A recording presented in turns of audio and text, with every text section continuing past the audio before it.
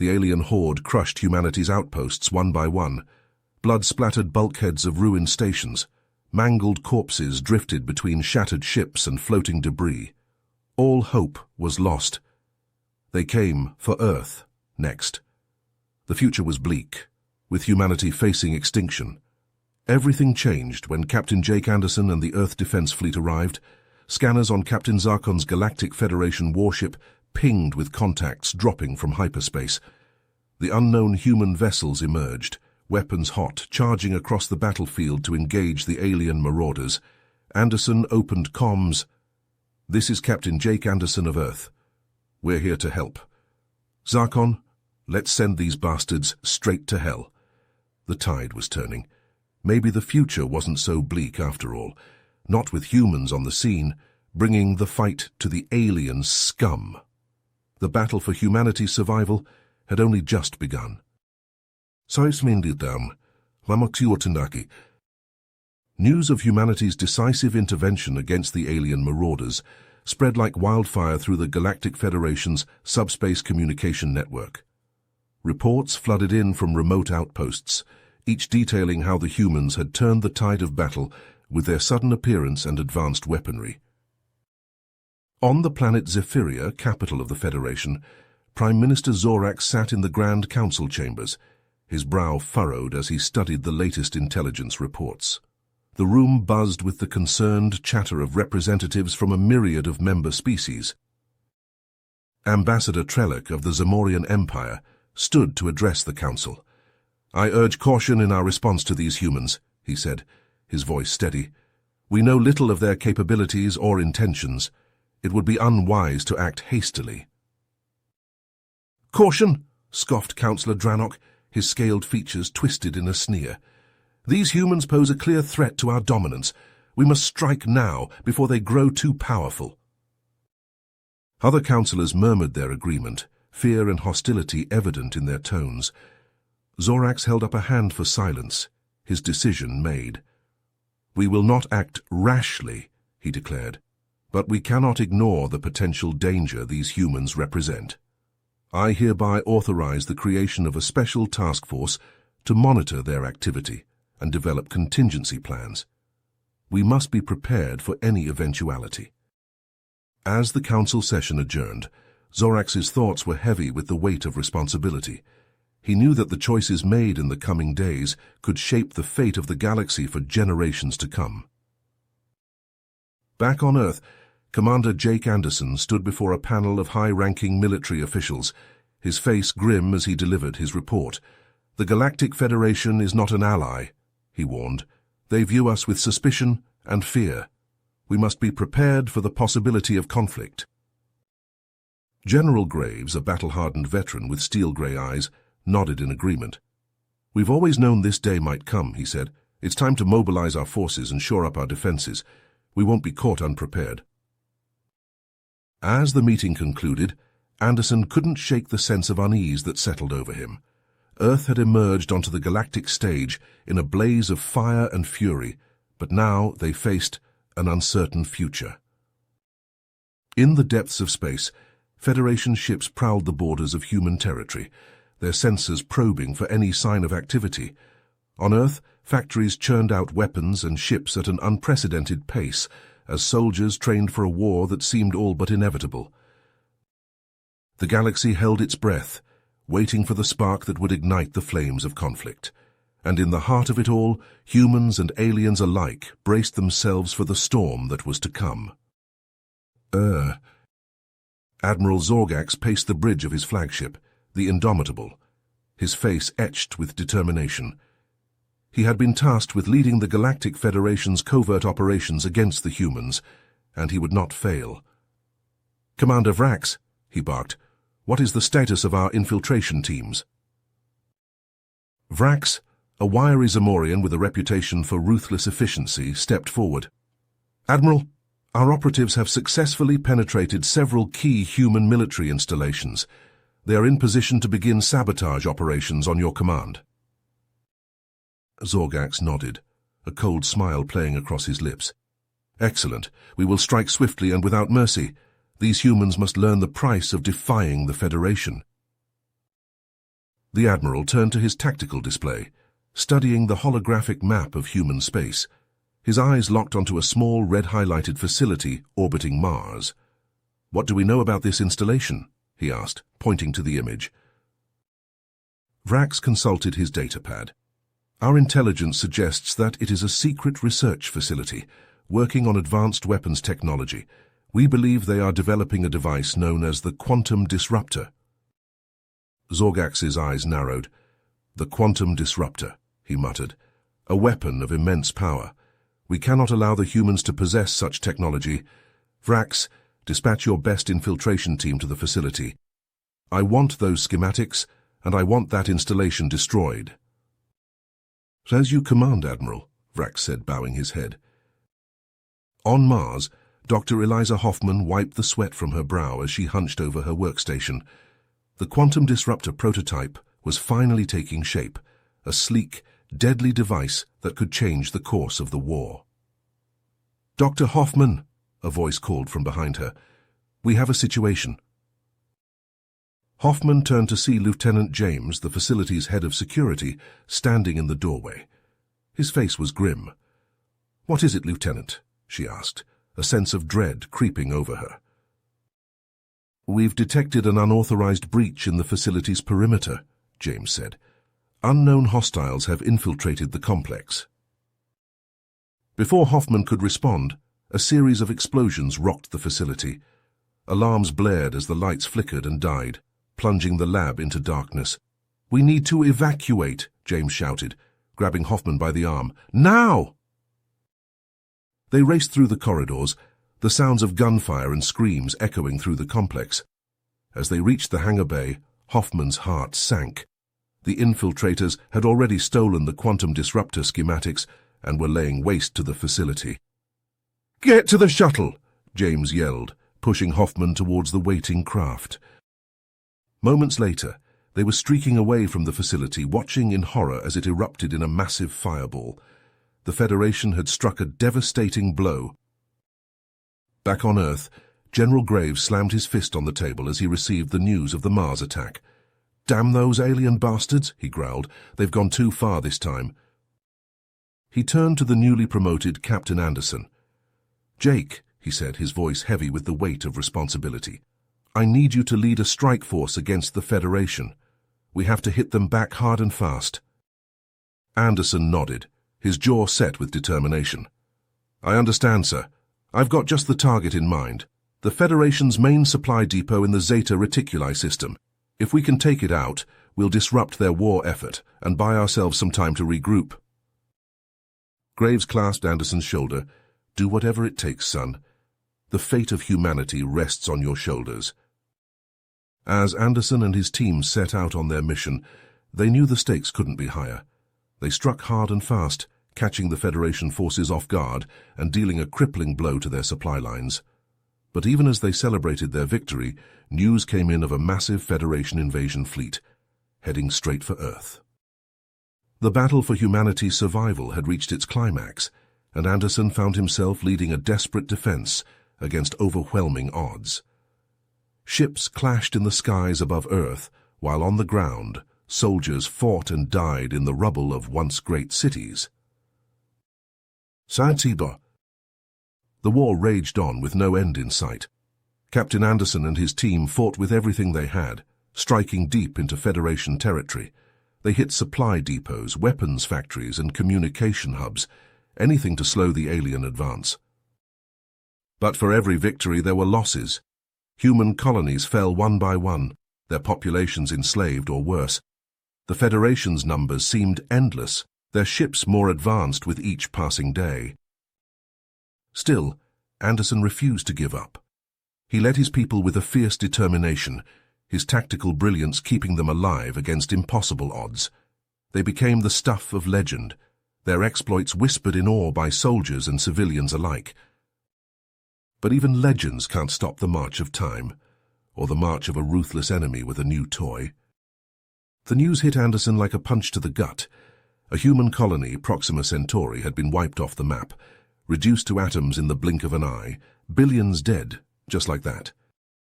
The Federation had a new weapon, a planet killer, and they weren't afraid to use it. Anderson slammed his fist on the console, rage and despair warring in his chest. He thought of all the lives lost, the families torn apart, the future of humanity snuffed out in an instant. A beep from the comm pulled him out of his spiral. It was General Graves, his normally stoic face etched with lines of grief. "Anderson," Graves said, his voice heavy, "I'm sure you've heard the news." Anderson nodded, not trusting himself to speak. "Listen to me carefully. The Federation's new weapon, it's not just a threat. It's an extinction event waiting to happen. We need to neutralize it, and fast." "What do you need me to do?" Anderson asked, already knowing the answer. "I need you to lead a mission, a suicide run straight into the heart of Federation space. Find the planet killer, steal its schematics, and find a way to destroy it. You're the only one who can pull this off." Anderson took a deep breath, the weight of the galaxy settling on his shoulders. "I'll do it," he said, his voice steadier, "but I'll need a team. Take whoever you need, the best of the best. This is our last shot, Anderson. Make it count." The call ended, and Anderson stood in silence for a long moment. Then he turned to the intercom, his voice ringing out across the ship. "Attention all crew, this is Captain Anderson. I need volunteers for a mission from which we may not return. We're going to take the fight to the Federation, to strike at the heart of their new weapon. I won't lie to you, the odds are against us. But when have they ever been in our favor? We're the last line of defense between humanity and extinction, and I'll be damned if we go down without a fight. So who's with me?" There was a moment of silence, then a roar of voices filled the bridge, every man and woman on board ready to lay down their lives for the cause. Anderson smiled grimly. He had his team. Now all they had to do was pull off the impossible. They spent the next few days planning, going over every scrap of intel they had on the Federation's defenses. They modified their ships, packing them with every weapon and piece of tech they could get their hands on. And then, in the cold depths of space, they set out on their mission, a handful of human ships flying straight into the jaws of death. They slipped past enemy lines, using every trick in the book to avoid detection. They flew through asteroid fields and gas giants, always one step ahead of the pursuing Federation ships. But they couldn't evade them forever. As they approached the coordinates of the planet killer's construction site, a massive Federation fleet dropped out of hyperspace, weapons blazing. Anderson gritted his teeth as his ship shuddered under the onslaught. They were outgunned and outnumbered, but they wouldn't go down without a fight. He barked orders to his crew, his hands flying over the controls as he returned fire. The space around them lit up with the flash of lasers and the glow of exploding ships. They fought their way through the enemy fleet, their hulls battered and scorched. They lost good people, their screams echoing over the comms as their ships were torn apart. But finally they broke through. The planet killer loomed before them, a monstrous construction of metal and death. Anderson stared at it for a long moment, his heart pounding in his chest. Then he turned to his crew, his eyes hard with determination. "All right, people, this is it. We'll split into 2 teams. Team 1 will infiltrate the station and grab the schematics. Team 2 will plant the explosives and make sure this thing never fires again. And may God have mercy on us all." They docked with the station, their mag boots clanging on the metal deck. Anderson led the way, his rifle held tight against his shoulder. They moved through the corridors, the only sound the pounding of their hearts and the hiss of their breath in their helmets. The station seemed deserted, the Federation crew nowhere to be seen. But then, as they rounded a corner, all hell broke loose. Federation soldiers poured out from every direction, their weapons spitting fire. Anderson and his team fought back, taking cover behind bulkheads and consoles. They pushed forward inch by bloody inch, leaving a trail of enemy dead in their wake. They reached the control room, the schematics tantalizingly close, but as Anderson reached for them, a searing pain shot through his shoulder. He stumbled back, his vision going grey at the edges. A Federation soldier stood over him, his rifle aimed at Anderson's head. The captain stared up at him, his blood pooling on the deck. But before the soldier could pull the trigger, a blast of laser fire took him in the chest. He crumpled to the ground, revealing one of Anderson's team standing behind him. The soldier helped Anderson to his feet, pressing the schematics into his hand. "We've got what we came for, sir.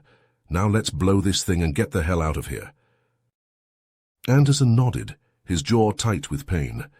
They set the charges, then raced back to their ship, the countdown ticking in their ears. They barely made it out before the planet killer exploded, the shockwave throwing them clear. Anderson watched from the bridge as the massive structure collapsed in on itself, a sense of grim satisfaction filling his chest. They had struck a blow against the Federation, but the war was far from over. As they limped back to Earth, Anderson knew that the hardest battles were still to come. But for now, they had bought humanity a fighting chance, and that was enough. "There, sir."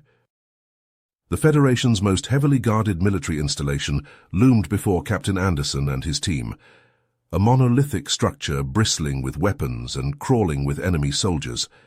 They had made it this far, evading patrols and sneaking past security checkpoints, but the real challenge lay ahead. Anderson motioned for his team to take cover behind a row of crates, his eyes scanning the facility's entrance. "All right, listen up," he whispered, his voice barely audible over the hum of machinery. "Once we're inside, we split into 2 groups. Alpha Team, you're with me. We'll head for the control room and grab those schematics. Beta Team, you plant the explosives.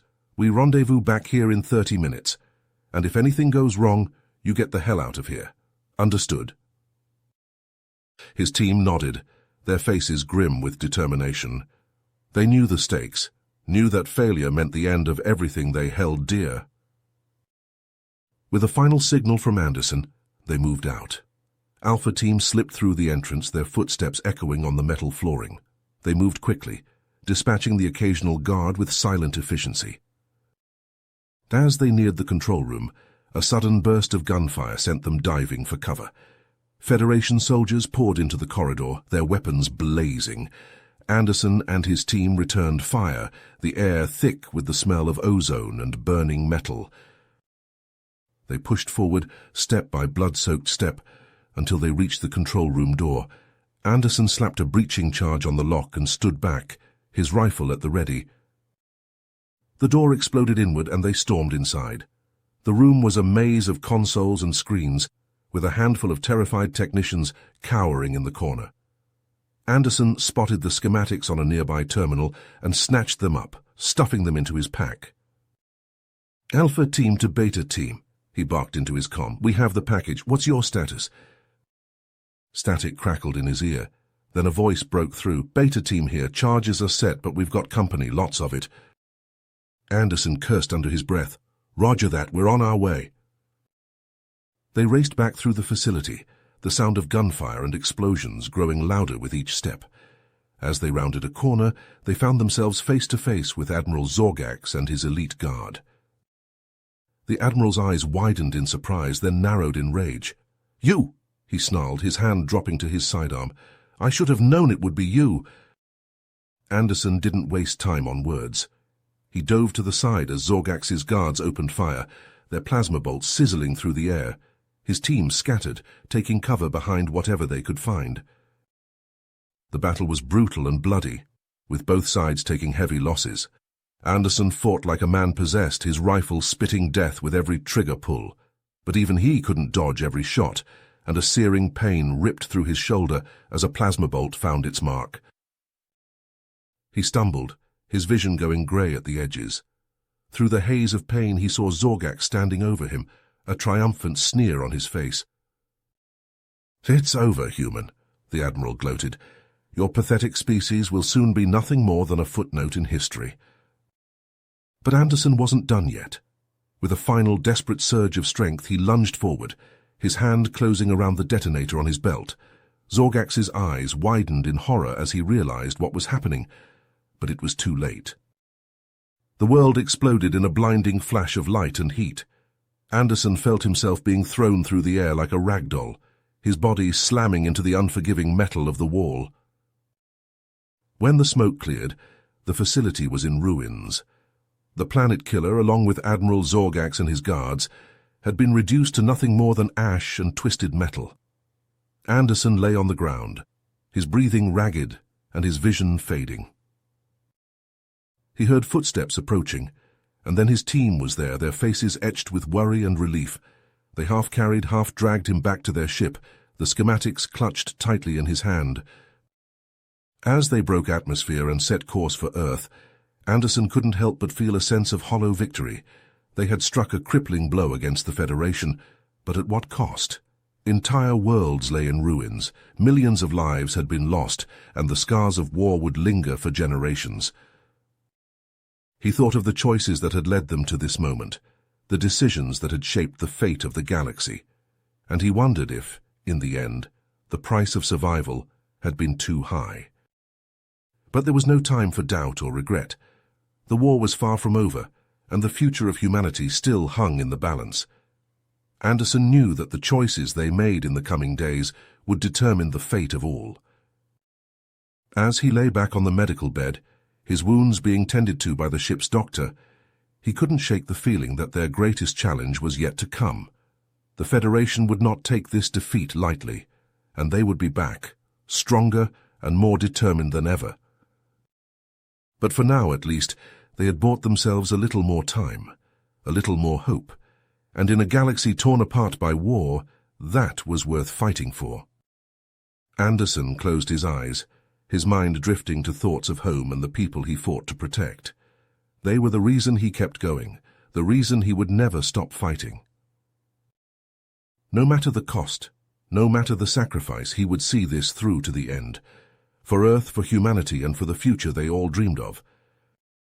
The medbay lights dimmed as the ship hurtled through the void, carrying its battered crew back to the only home they had ever known. Outside, the stars watched in silence, bearing witness to the struggle that would shape the destiny of the galaxy. You have reached the end of the story. If you enjoyed this story and want to support me, please leave a like and subscribe to my channel. And for every comment that says, "I liked the story," I will heart every single one of them. Thank you for your time.